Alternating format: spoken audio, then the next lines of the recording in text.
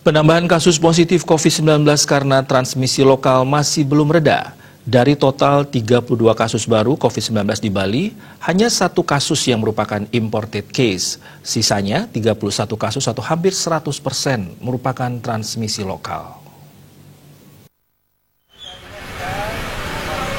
Ketua Harian Gugus Tugas Percepatan Penanganan COVID-19 Provinsi Bali, Dewa Made Indra dalam siaran pers Rabu sore mengatakan, akumulatif kasus transmisi lokal kini sudah mencapai 342 orang. Jumlah akumulatif pasien COVID-19 kini 640 orang transmisi lokal, terbanyak ada di Denpasar sebanyak 20 orang. Sisanya 3 di Gianyar, Buleleng dan Tabanan masing-masing 2, serta Bandung dan Karangasem masing-masing 1. Penambahan kasus positif hingga puluhan ini hanya dibarengi dengan pertambahan 3 pasien sembuh. Rindra Devita, Bali Pos melaporkan.